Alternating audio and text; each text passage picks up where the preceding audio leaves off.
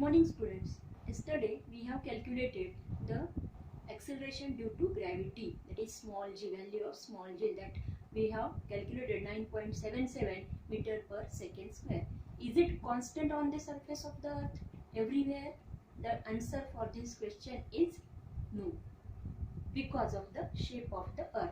So value of g or variation in the value of g, that depends on so many or 3 points we can say. First point is change along the surface of the earth. Change along the surface of the earth means earth is not having exactly spherical shape, but it is having somewhat elliptical shape, that we know, or it is bulging at the equator and it is flat at the poles. And as it is flat at the poles, the radius of the earth is less at the poles, and the radius of the equator, we can see here, it is somewhat larger here at the equator. So the value of g is highest, that is 9.832 meter per second square at the poles, means here, that is these two poles, and equator. At the poles it is highest, that is 9.832 meter per second square, and it decreases slowly with decreasing latitude. As we go or move from here, see the change in the value of value of r, that is the radius of the earth. And as we go here from the poles to the equator, the value of g slowly decreasing. It is lowest at the equator, that is 9.78 meter per second square. So on the surface of the earth, from point to point, it changes slowly. That is the first point, that variation is due to change along the surface of the earth. Now second point is change with height. As we go above from the surface of the earth, the value of r also changes, means denominator changes. So r is increasing. As r is increasing, denominator is increasing, means the value of g is decreasing. As we go above the earth's surface, the value of r in equation this increases and the value of g decreases. But one example we can see, if aeroplane is flying 10 km above the surface of the earth, we know the radius of the earth is 6,400 km. Aeroplane is flying 10 km above the surface of the earth, means 6,400 plus 10 means 6,410 kilometers it is radius, and 10 km as compared to 6,400 km, 10 km is negligible, and so the value of g changes, but that change is negligible. We have to consider this change when we go high above the surface of the earth, in case of the satellites, etc. The change in the value of g is given in this table. So some values of heights and the values of g are given in this table. Places height in kilometer and value of g in meter per second square. First, at the surface of the earth, average, that is 0, height is 0 on the surface of the earth, and the value of g is 9.8 meter per second square. Mount Everest, its height is 8.8 kilometer from the surface of the earth. So value is same, that is 9.8 kilometer. I have told you the example of aeroplane, it is flying 10 kilometer above the surface of the earth. So the value of g is 9.8. Then third is maximum height reached by man-made balloon is that is 36.6 kilometer from the surface of the earth, and the value of g is 9.77 meter per second square. See how the change is negligible, that is in the decimals only.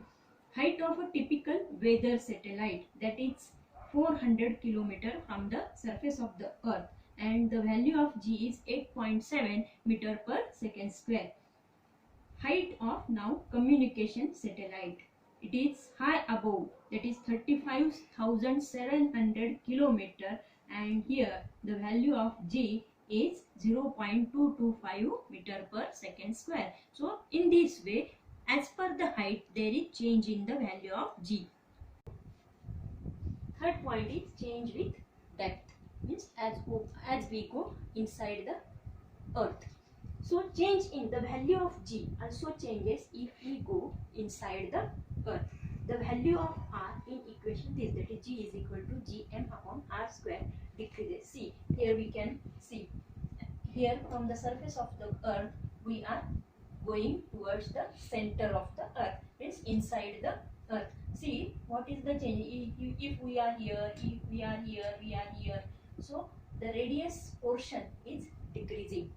So we can say that if radius is decreasing, means value of g should increase. But what happens here? Whatever the portion of the earth acting on the object that contributes to the gravitation, means its mass of the earth is also increasing, and so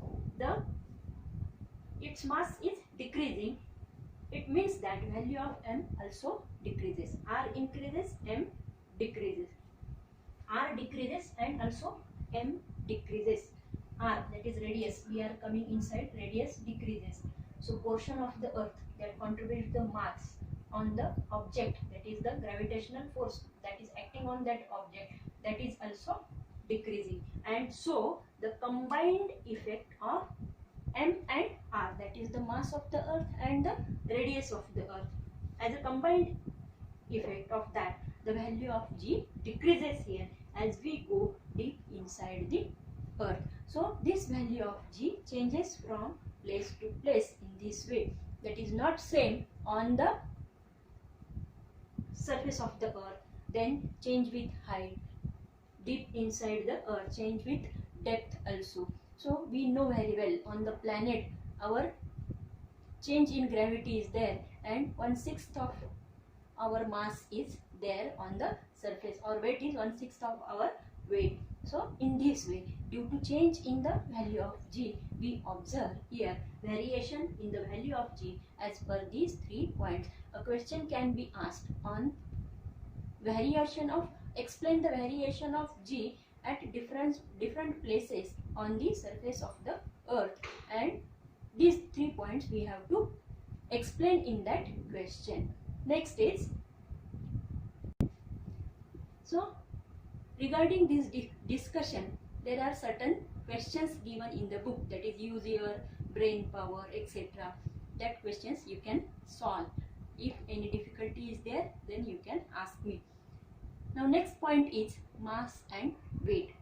But what we do in our day-to-day life, we confuse that concept. Mass is the content of matter, that is called the mass. That mass is having unit, SI unit, kilogram. Mass is a scalar quantity. All these things we have studied. So by explaining only the magnitude, we can express the quantity, that is the scalar quantity. Mass is scalar quantity. So it is the amount of matter present in that. So according to Newton's first law, mass is nothing but the inertia. More the mass, more the inertia is there. But that mass, according to Newton's first law, that is the measure of inertia. That mass is constant everywhere, wherever you go, that is constant. But when we think of weight, the weight is of my weight. Suppose my weight is not only my mass, but the force which is acting on me along with, so whatever my mass is there. So the force which is acting on any object depending on the mass, that is called the weight. So weight is what is considered there? Force is considered. Force is considered means its unit, SI unit is Newton. It is a vector quantity. It is directed towards the center of the earth. So it is a vector quantity. So as weight is the force, it is having formula m into g. This also we have studied last year. So and g is equal to gm upon r square. R is the here radius of the earth. It is the force, and so its unit is Newton. when we speak of the weight, weight changes from place to place. Mass does not change from place to place. Because why weight changes? Because this G factor changes and so weight changes. When I say that my weight is 60 kilogram, but we are not considering the correct concept.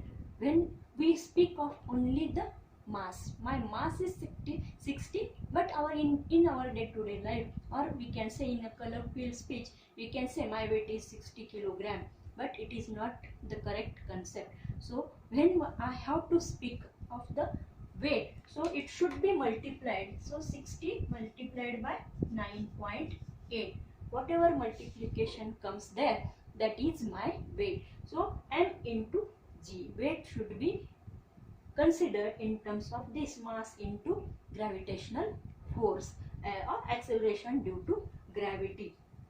So this force or this weight is not constant everywhere, though mass is constant everywhere, but weight is not constant, because on different planets there is different gravity, and depending on that weight changes. So next point is our gravitational waves.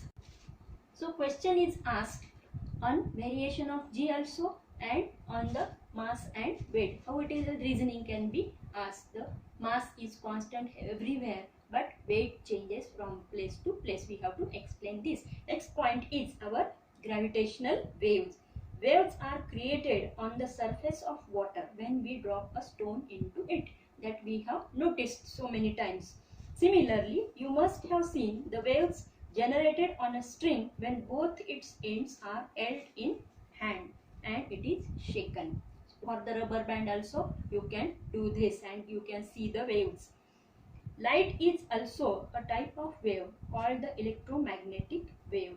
Gamma rays, X-rays, ultraviolet rays, infrared rays, microwave and radio waves are all different types of electromagnetic waves. Astronomical objects emit these waves and we receive them using our instruments. So astronomical objects also emit these waves.